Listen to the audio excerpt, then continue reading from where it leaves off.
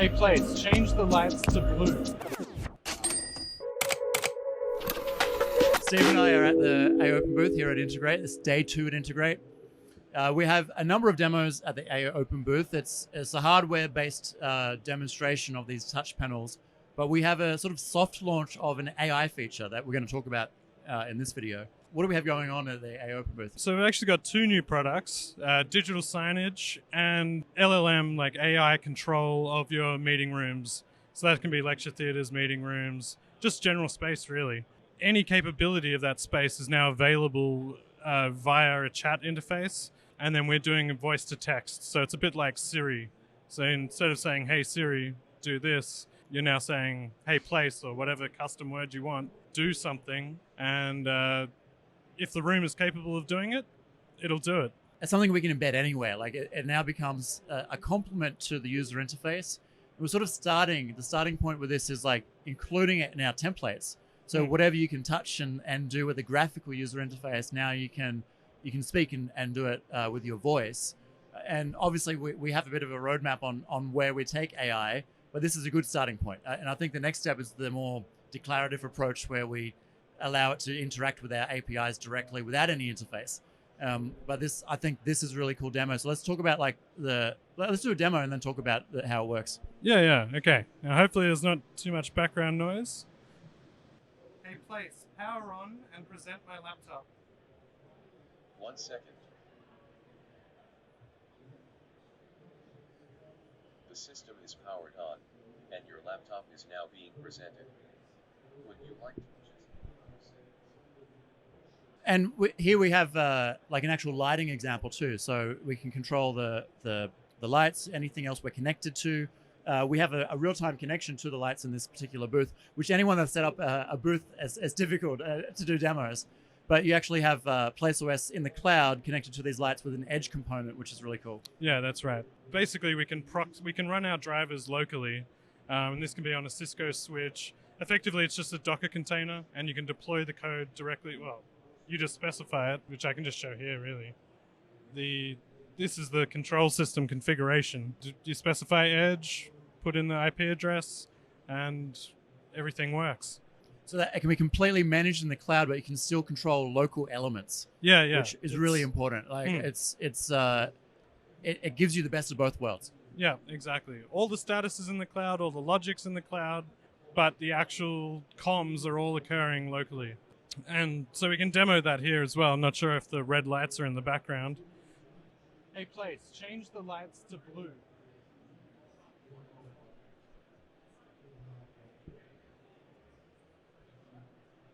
So as you can see, the lights are blue.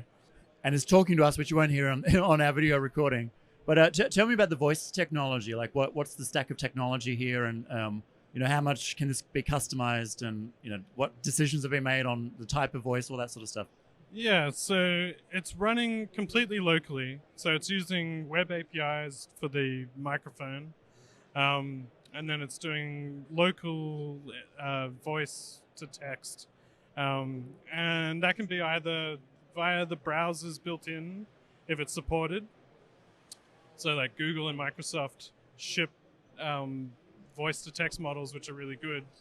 And they work with like the built-in, like your system's language preferences. They know your Australian English or British English or US English or Chinese or whatever.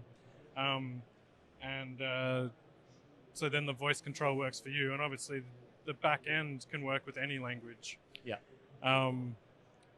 Then once it's translated that, it looks for the keyword, sends the rest of the message to an LLM, and that lets you do some really cool things. So like you might not know what is actually the room is capable of, but you can just say, oh, it's a bit glary in here. Can you fix that? And it knows it's got blind control, it's got light levels, so it can be like, I'll put it into presentation mode, and I'll close the blinds. In a way, you just demonstrated that by saying turn the lights to blue. Yeah. On the graphical user interface, there's only some presets. I know this interface. Yeah. So it's using the presets. So it actually, when you define the interface, the AI knows what every scene is called. So if I ask this AI to fix the lighting. I've put in an emulated, so it might use that, but it doesn't know, it can't dim the lights. It doesn't think it can dim the lights anyway. Yeah. Because I haven't exposed that. But in a room where there is a presentation mode or a low light mode, it'll just know, oh, I can dim the lights, so I'll put it to low. Yeah.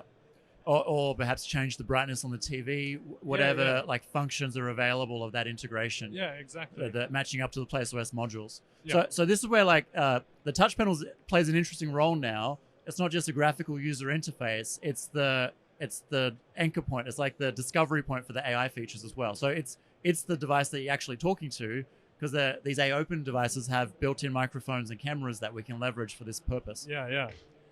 So the interface can be simplified. So this interface was like our attempt to inspect what a system has and put it on a UI. Yeah. So it's not a UI that everyone agrees with or enjoys or whatever, and you can customize it as much as you want. Yeah. For your specific need, but that might just be a like feedback dot to show you that the room's listening and that's right, following commands. Yeah, we could build an interface that is really focused on the voice and just gives you visual representation of that, and is like that focal point. That's what I'm talking to direct my conversation and requests at that touch panel running that interface. Yeah. So that's probably like a natural next step for us is to have some tweaks to our interface, or these can be embedded on existing templates as they have been done here. So this can be a workplace application on room booking panels, on audio-visual control interfaces, completely in the browser. That's another point worth mentioning. Yeah. If it's not obvious, we're just rolling. This is just in the web browser. Yeah. So it can be any device that has a browser that has a microphone built in or connected to it. And works with most LLMs as well. So Google, Microsoft, ChatGPT, open source ones like Facebook's Llama. They need to be reasonably competent models, but but it's again PlaceOS being that abstraction layer, right? Yeah, so exactly. we take care of the complexities, so it supports multiple models in the same way that we take care of integrating with 5 different access control systems and just having one access control logic module. Like it's a philosophy that we continue with AI, and we just happen to be in the right place at the right time, being an integration platform to do these sort of things. Exactly. Yeah. Cool. There's a lot of interesting things this year at Integrate. I like that the AV industry is starting to mature into broadening out of just rooms and endpoint solutions and being part of a solution that is more smart building. And there's a lot of booths that are demonstrating that this year. And even since last year at Integrate, it's a big difference. Like Cisco have Cisco Spaces on display, not just WebEx. Yeah. Another partner of ours that are here. So a lot of AI this year as well. Yeah, very exciting time to be in the industry.